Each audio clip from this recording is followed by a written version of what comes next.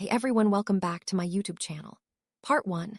The hook and mysterious opening asterisk. Imagine standing on the reedy banks of an ancient billabong, the Australian sun beating down, cicadas buzzing a relentless symphony. The water, a murky mirror reflecting the endless blue sky, stretches out before you, calm still.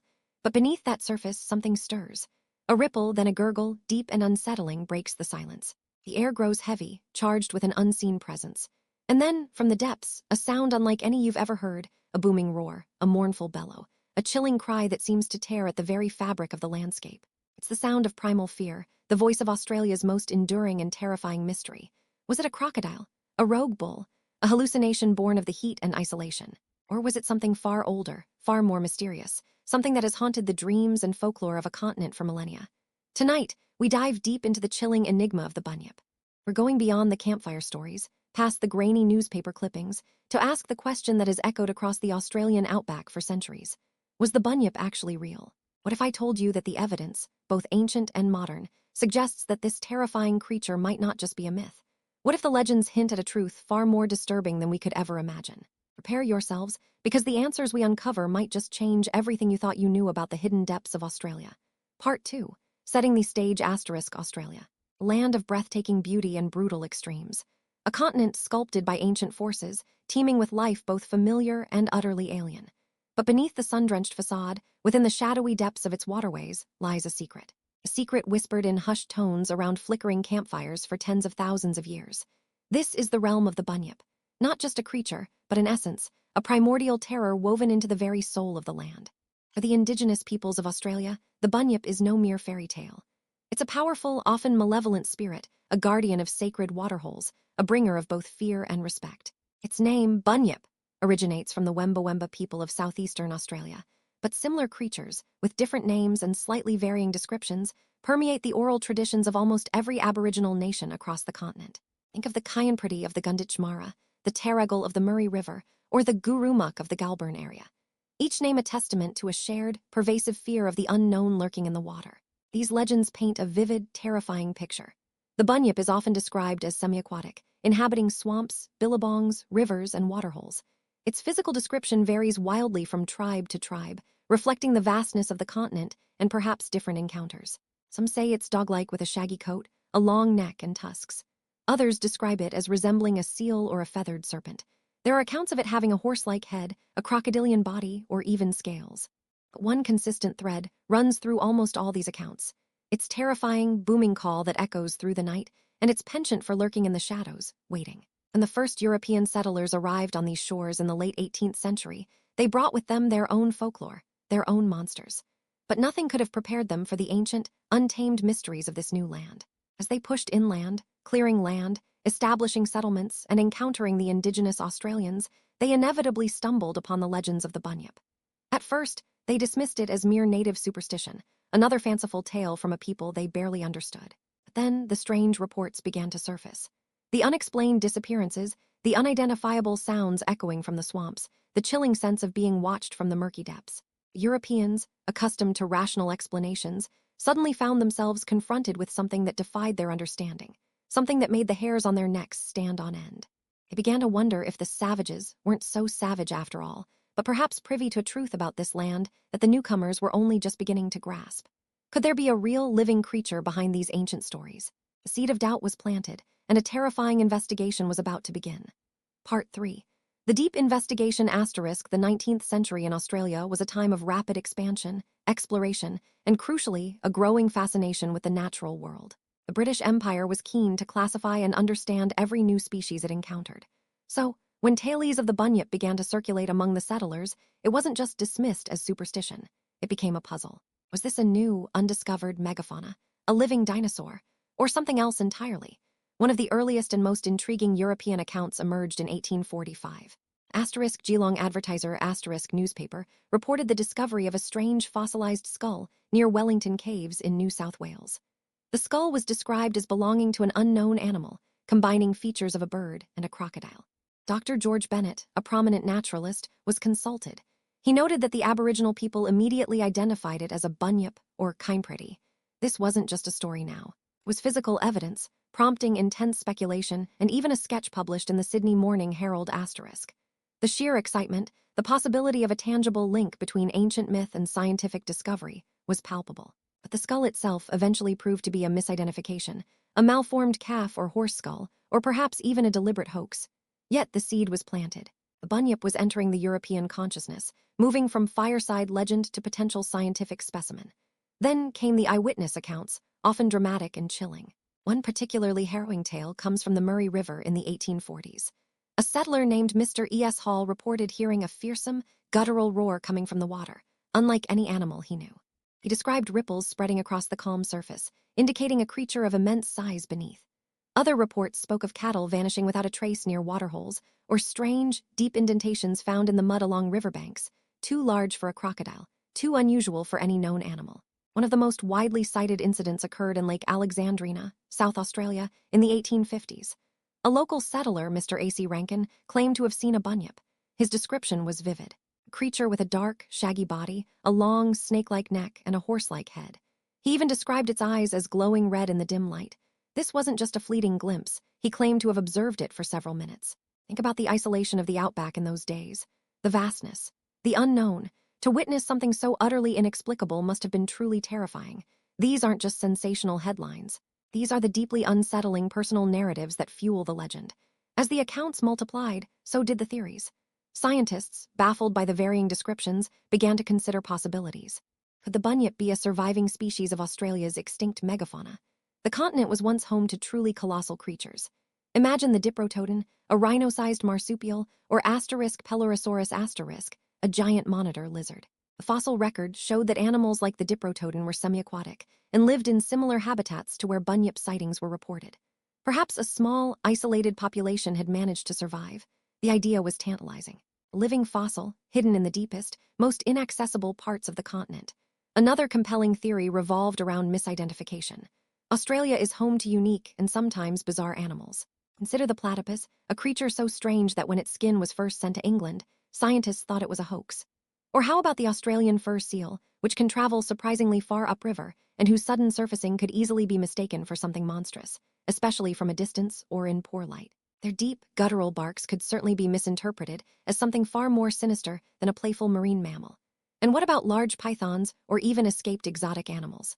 The possibilities were endless, yet none seemed to fully explain the consistency of the terror and the specific descriptions. But here's where the mystery deepens. Many indigenous accounts explicitly differentiate the bunyip from known animals. They knew their native fauna intimately. If it was just a seal or a large bird, why create such an elaborate, terrifying myth?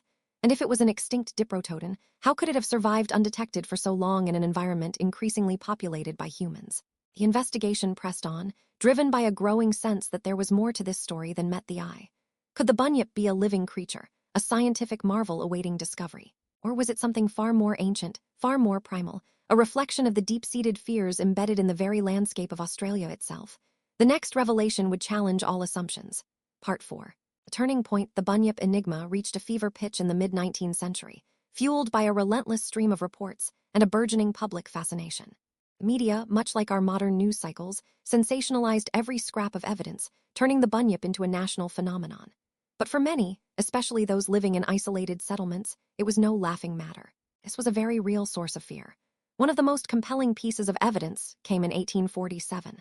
A skull, much like the earlier Wellington Caves incident, was exhibited at the Australian Museum in Sydney. It was reportedly found on the banks of the Murrumbidgee River, and its peculiar shape, combining elements of a horse, a bird, and an unknown creature, again ignited a frenzy. The Sydney Morning Herald * published a detailed description, stating it was something between a bird and an alligator, with a remarkable elongation of the bones of the face and a prominent round orbit. For a brief, electrifying moment, it seemed that the bunyip had finally been unmasked. This wasn't a blurry photo or a distant roar. This was a tangible, physical artifact. The public flocked to the museum, desperate to see the skull of the legendary bunyip. But wait for it, the scientific community, ever cautious, eventually weighed in.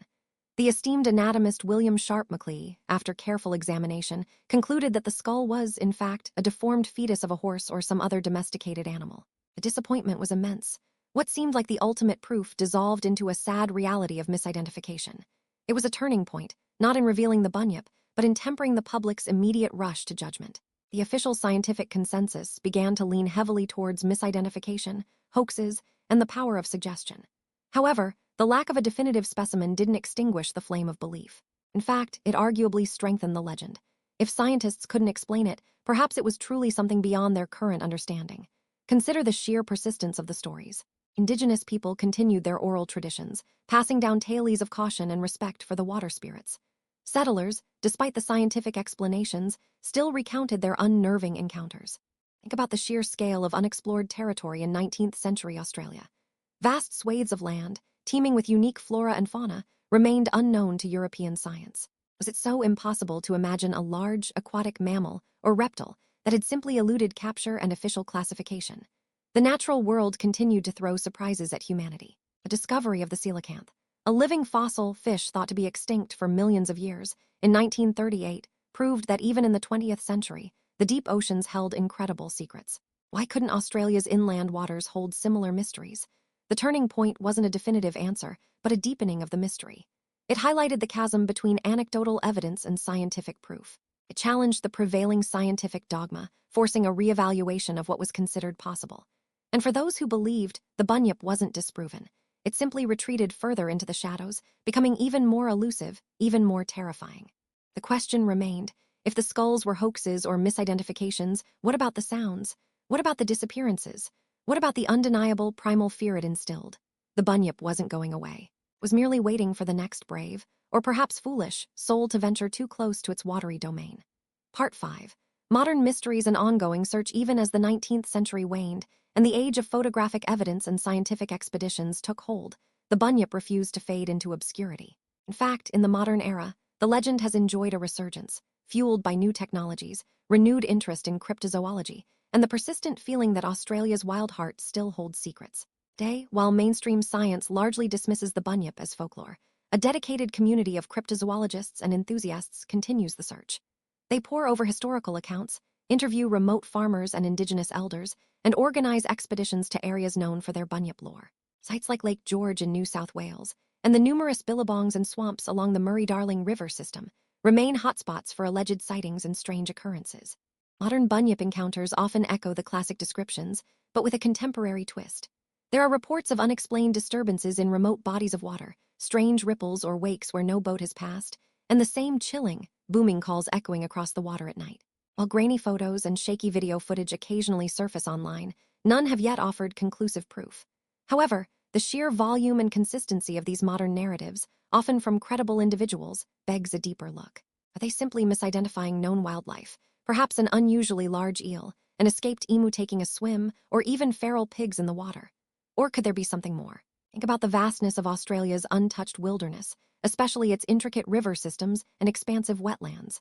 Much of it remains sparsely populated and poorly explored, even in the 21st century. New species are still being discovered regularly in Australia, particularly in aquatic environments. While the discovery of a large, unknown megacreature might seem improbable in an age of satellite imagery, it's not entirely impossible in a continent as vast and ancient as this. Some modern theories lean into the idea of an evolutionary relic. Perhaps a branch of the Diprotodon line adapted even more thoroughly to an aquatic existence, becoming smaller, sleeker, and more elusive over millennia. Or could it be a giant, undiscovered species of otter or marsupial, perfectly adapted to its environment, rarely needing to surface or interact with humans? The ongoing search involves deploying remote cameras, sonar equipment, and even DNA sampling from environmental sources, hoping to find just one shred of undeniable evidence. The Bunyip in the modern era represents more than just a cryptid. It embodies the lingering mystery of the Australian wilderness, a symbol of everything we still don't understand about our planet. It's a reminder that even in an interconnected world, there are still places where the ancient legends feel profoundly, terrifyingly real. The hunt continues, driven by the tantalizing possibility that one day, a fisherman, a hiker, or a dedicated researcher will finally capture that irrefutable piece of evidence, pulling the Bunyip from the depths of myth into the light of scientific understanding. And when that day comes, the world will truly marvel at Australia's terrifying mystery. Part 6. The compelling conclusion. We began our journey on the reedy banks of an ancient billabong, listening for that primal roar. We've delved into tens of thousands of years of indigenous lore, where the Bunyip was not a monster, but a powerful, revered, and feared entity. We traced the footsteps of early European settlers, who, confronted by the raw, untamed nature of Australia, began to question their own rational worldviews. We've examined the tantalizing fossil finds, the dramatic eyewitness accounts, and the frustrating misidentifications that have shaped the Bunyip's legend. From the Murrumbidgee skull to the depths of Lake Alexandrina, the search for Australia's terrifying mystery has been a roller coaster of hope, fear, and enduring ambiguity. Was the Bunyip actually real? Perhaps not in the singular, consistent form that a cryptid hunter might hope for. But the widespread and consistent nature of the fear, the descriptions, and the undeniable sense of something asterisk lurking beneath the surface of Australia's waters cannot be dismissed as mere fantasy. It's possible that the Bunyip is an amalgamation of various phenomena. The misidentification of seals, giant eels, or even the last remnants of extinct megafauna glimpsed by early indigenous populations and settlers before their final demise. It might be the deep, guttural sounds of natural geological activity or the eerie calls of undiscovered aquatic creatures. But what if there's still something out there? Something that has learned to evade us, to thrive in the deepest, darkest, most inaccessible parts of this ancient continent. The Bunyip, whether a single creature, an array of misidentified animals, or a powerful cultural construct, serves as a potent reminder of the vast unknowns that still exist in our world. It speaks to the power of a landscape to imprint its own unique fears and wonders onto the human psyche. The mystery of the Bunyip isn't just about a monster in the water. It's about our relationship with the wild, with the unknown, and with the stories that bind us to the land. It challenges